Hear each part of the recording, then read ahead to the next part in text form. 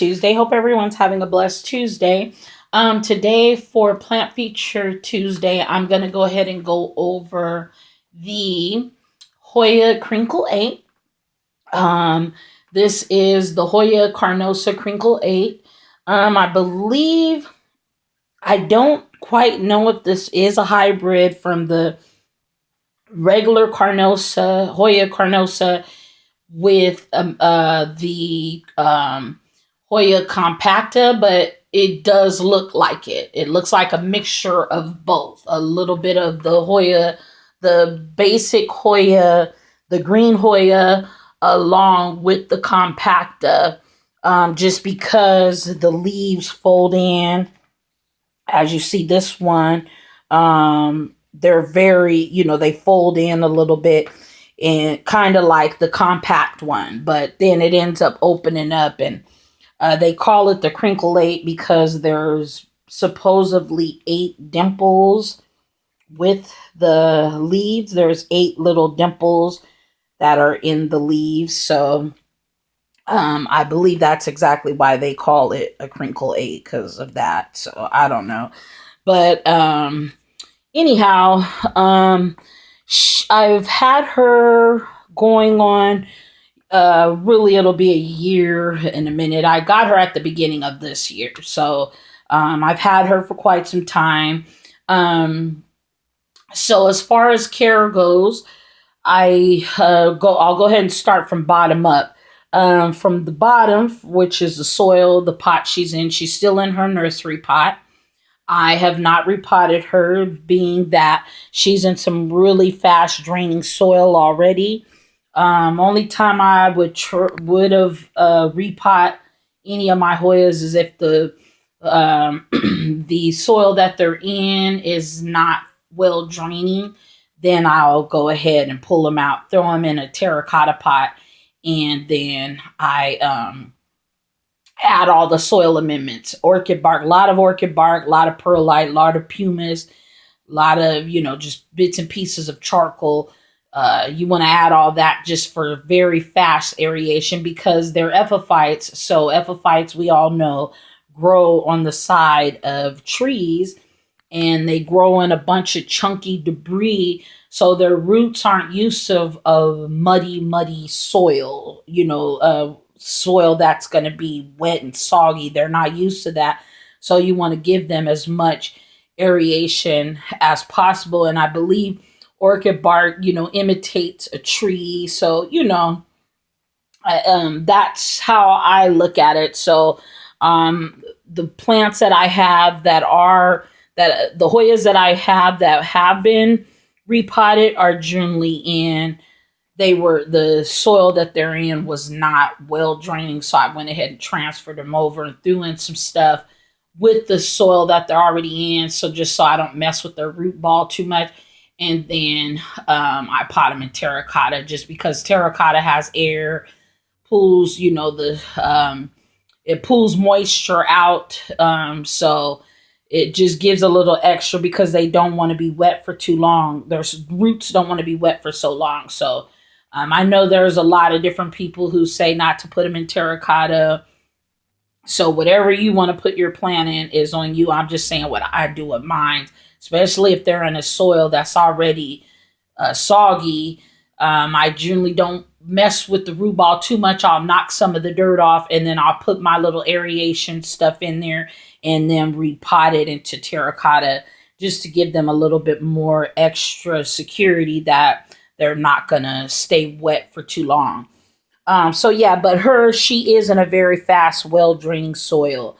When I first purchased her, what I do with all my Hoyas is I treat the soil with some bonite systemic pest control prevention. It's for prevention. I put it in the soil. I do check for bugs. I leave it in the shower. I spray it down with some horticultural spray, give the leaves a real good spray down, and then I leave it in overnight, quarantine it for a while, then it goes back around their family. And I try to do that process quick because plants like to be around other plants. And if you keep them too quarantined off, it kind of, you know, but you know, that's on you. My process is I immediately treat them with bug spray, bug stuff, put it in the soil. I like the boni because you can put it inside the soil, mix it around, and it works through the roots down. And then spraying them with horticultural spray, and I even spray the top of the soil a little bit in the bottom of the soil just to get it in there into the soil. And then I spray the leaves down as well. But so that was the process with her. So the soil, like I said, if there was any bugs in there, she's been treated with it. And then I do check the soil, and especially with this one, really all Hoyas, you got to get down to the middle part where the soil, the closest to the soil, to see any leaves that are old, and you'll lose them bottom leaves anyways. They're older leaves, but also I had to remove some of the leaves just to get to that soil, because you want to be able to get into that soil to put your systemic in, just to prevent it from getting bugs, because this plant is very susceptible. Really, all plants are, but this one especially is because there's a lot of hiding places for mealybugs and any other kind of bugs to get in there. It's very easy to get in there and hide out because there's so many little tucked. As you see, this looks like a taco shell. There's a lot of little spots that they can hide off in. So you want to make sure you constantly check it in if you can. Get some systemic. They even have a liquid systemic one. I have it. It's a once a year one, but you put it in the water and you water it with. But the Bonite systemic is good because you can sprinkle it into the soil, mix it up. So when you water it, and it only lasts for 8 weeks. So my rule of thumb is I generally treat their soil periodically after the 8 weeks, sometimes maybe 9 weeks, and then I'll end up sprinkling all of them, really all my plants, with the Bonite systemic, just preventive, for preventive measures. Because if you're preventative and you're constantly trying to prevent, then you know your chances of getting your plants being attacked by bugs are more rare than if you weren't preventative. If the bugs are going to get to them, I'm sure they're going to be able to get to them. But if you're constantly checking, constantly trying to keep the plant healthy, constantly being preventive, then you give your plant more chances of not getting pests than you would if you didn't. So the soil fast well, you want well draining soil, especially for this particular Hoya, just because the leaves are very, very thick and succulently. The stems are real thick and succulent. So you want to make sure, because anything succulent and thick means that water is held for a long time. So you want to make sure fast draining. You want to make sure you don't overwater this plant, because this plant will rot so quickly. So you want to make sure that you water it. Now, as far as my watering routine for her for the summer, it was like once a month. And now that it's winter, it'll probably be every 2 months that I'll water her. Just like Sansevierias. Even Sansevierias can go longer though without watering, but Hoyas, you do want them to be bone dry, where the water, there's no moisture at all. And if you have a moisture meter, now that I have one, it's a lot of help. It's more helpful for me, because you can put it in a few places in the soil, and you want them to be completely dry. And even maybe the next day water them, because you just don't want to take no chances just based on they rot so quickly. They're tropical plants, but they don't want to be wet all the time, and they want to be dry. And I think all plants like to dry out between waterings, because then they're able, the roots are able to breathe and do whatever they got to do. It's just good for the roots, I believe, to let it dry out in between watering and then give it a good drink. So I do, like I said, she's in her nursery pot. She hangs. So as far as lighting goes, she gets bright and direct light. I was letting her get too much sun, and then it was burning, as you see right here. These are little burn marks. And I let water get on her leaves and not let no air circulation to her too. But mainly the leaves got a little burnt from being having really really direct sunlight. So I have west facing windows that all my Hoyas get that lighting. And in the summer, the sun where it sets at is in the west, but it's really harsh sun.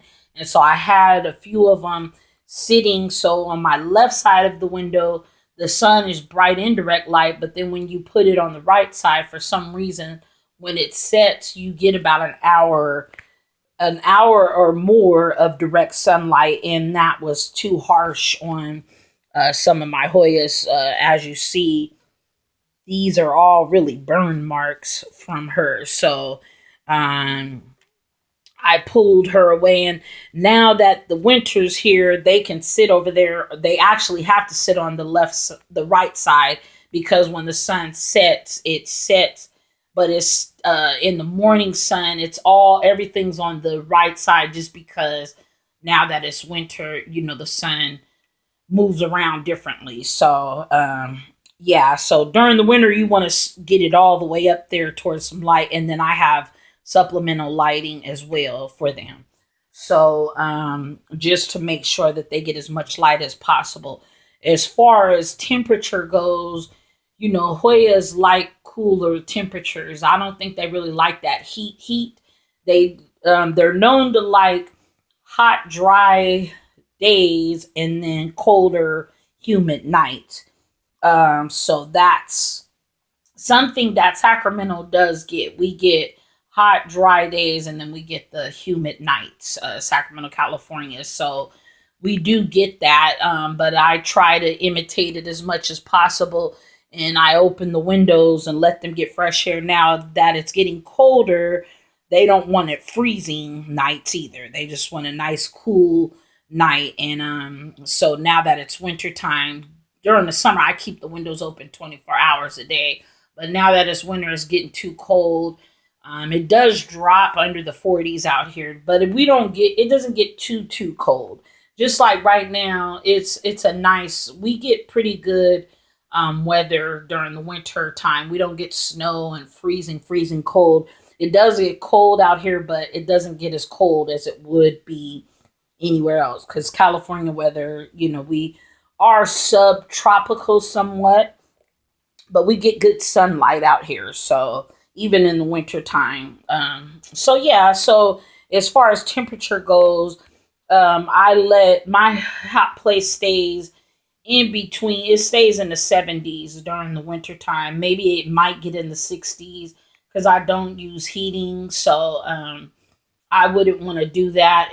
I just don't like using heating, and I don't use the air conditioning during the summertime.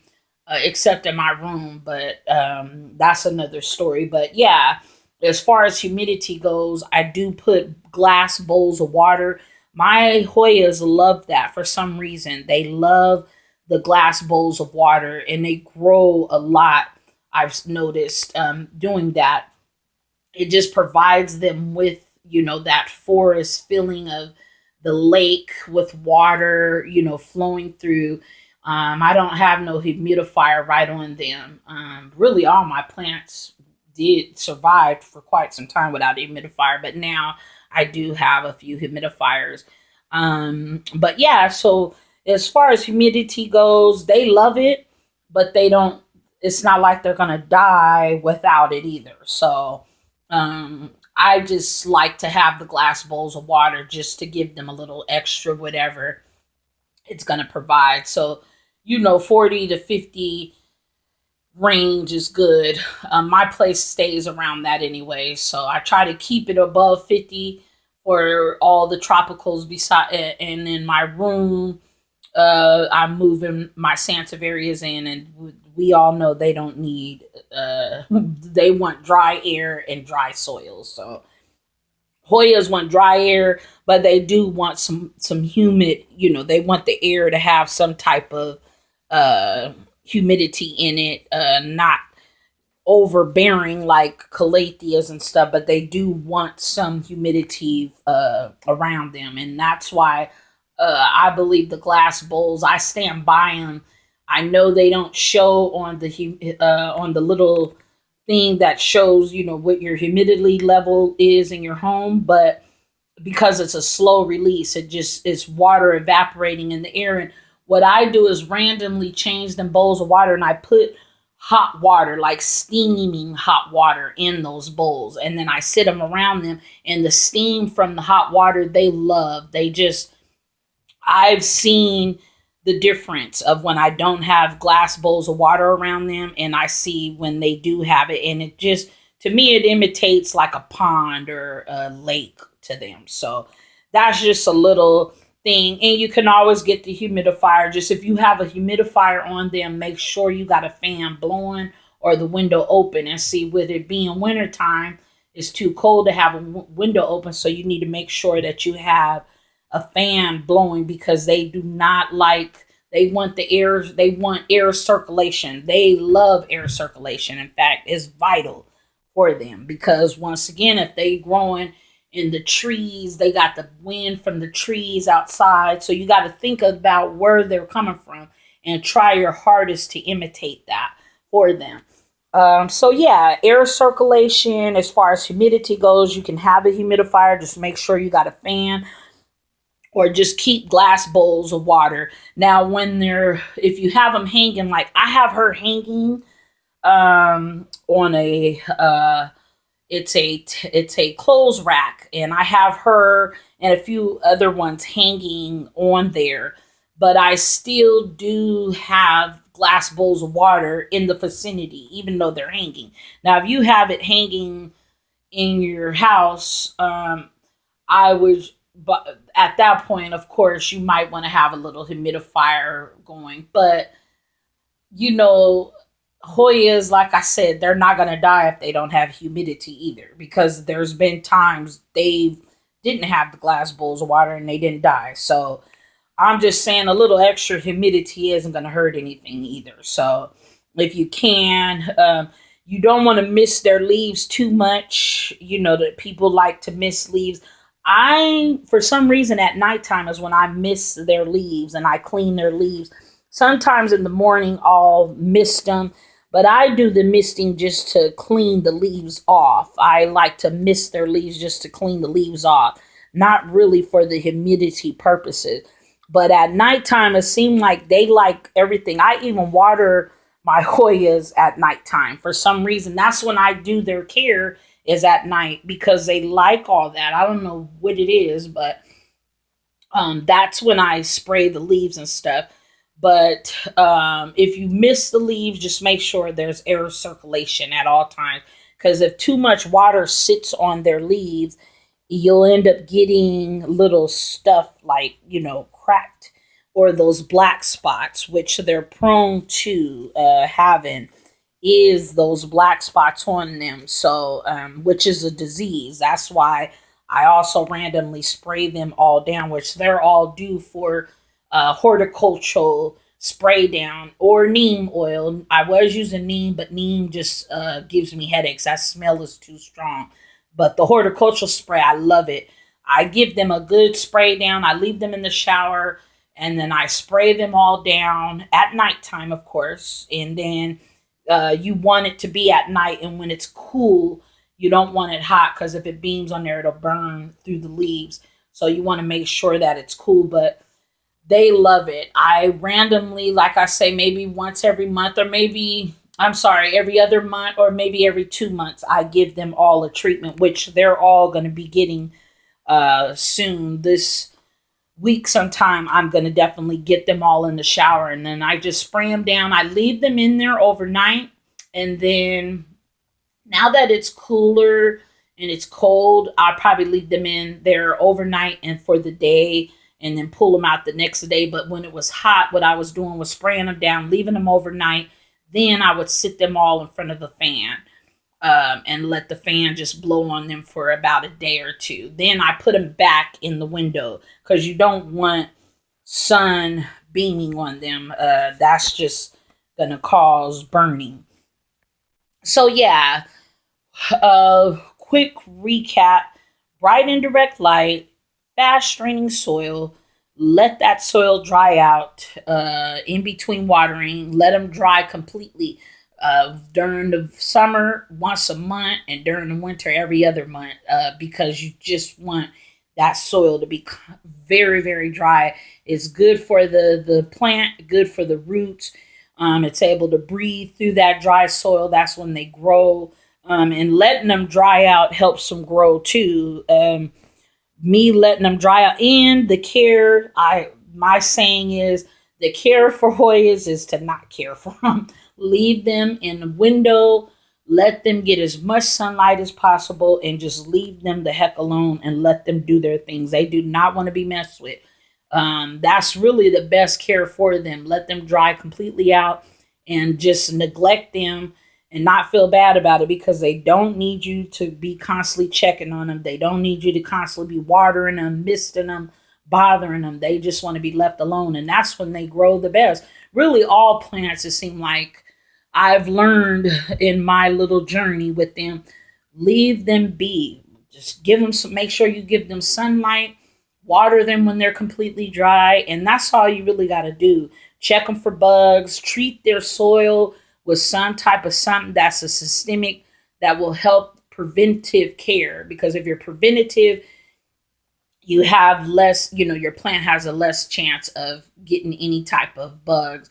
And then treat them when you can with some type of a horticultural spray. Do that randomly. Keep their leaves clean so they can photosynthesize. And other than that, this is an easy plant to take care of. The number one golden rule with the Krinkle Hoya is do not overwater it. Let that soil dry completely to where it's hard as a rock. Then you give it a good soak.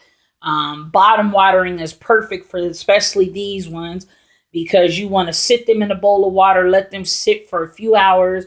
When you're done, pull it out, squeeze the bottom. If it's in terracotta, poke holes through the soil, poke holes through the drainage hole to make sure you get any type of water log stuck in there. And I do that a lot. In fact, it's helped a lot, because when you bottom water, you got to remember, if there's chunky stuff can creep inside there. So what I like to do is take a chopstick or some type of something that can poke through, that's not going to hurt the roots that much, that pokes through. I poke through the drainage hole. I'll poke holes through the soil randomly, even after I've bottom watered. Of course, you pull it out the water, and you'll see, you're still going to see water coming out. And that means if you wouldn't have did that, that water was just going to sit there for a minute. So make sure if you're bottom watering, that you do that, because water has a way of sitting anywhere it wants to. And just having that little bit of water sitting there for too long will destroy a plant and kill it. And I've lost a few plants from bottom watering, so I have learned to do that. But yeah, other than that, let it dry completely out. Give it as much light as you possibly can. And you want to make sure you do randomly check it for bugs, just based on there are a lot of little hiding places, especially for this one. And other than that, this plant won't give you no problems. Hoyas are great plants regardless. The Krinkle is a beauty. And I just want to make sure I address it again. Do not overwater this plant. Let it dry completely out. Get you a moisture meter so you can poke holes through it to make sure with moisture meters, make sure you try a few places in the soil, because one part of the soil could say it's wet, but then the other side might not be, or one side might be dry and the other side might still be a little bit damp. So make sure you check it completely, and then make sure it drains out as complete as possible, to make sure all that water's out. And fertilizer, as far as fertilizers, I use the Jobs. fertilizer sticks, which I have used, and I've also used the fish food. I've used that, the fish and seaweed, Neptune fish and seaweed fertilizer, and then now I have worm casting, which I'm gonna put on all the plants, um, put into their soil. And so they're not really heavy feeders. Well, not that I know of, but I still feed them regardless. So, and the Joe's fertilizer sticks are good because you can put them in the soil and it's a slow release. So yeah. But other than that, the water I use is just tap water that I leave out at least 72 hours. It ain't killed none of my plants, even the calatheas. To me, I figure all the plants, if I'm just going to water, if I'm going to water them with tap water that sits out for 72 hours, all of them got to get it. Because that's not fair to give one organic treatment and then the other one's got to get, that's like I always say, it's like giving them non-GMO organic food, one of the plants non-GMO organic, and then the other plants got to get the cheap meat, or the cheap stuff. All of them get the same treatment, and if they can't handle it, then they don't need to be with me. But that's just not fair to all the plants. They all get the same treatment, all the same food. Now watering schedule's different for them, but the humidity level might change. But as far as the water and food goes, they all get the same thing. So yeah, hope everyone enjoyed this video. I hope everyone has a blessed week. If you can, get you a Krinkle 8 Hoya. They're beauties. Very easy to plant to take care of, and you'll enjoy it. Thank you so much for watching, and have a blessed week. Bye.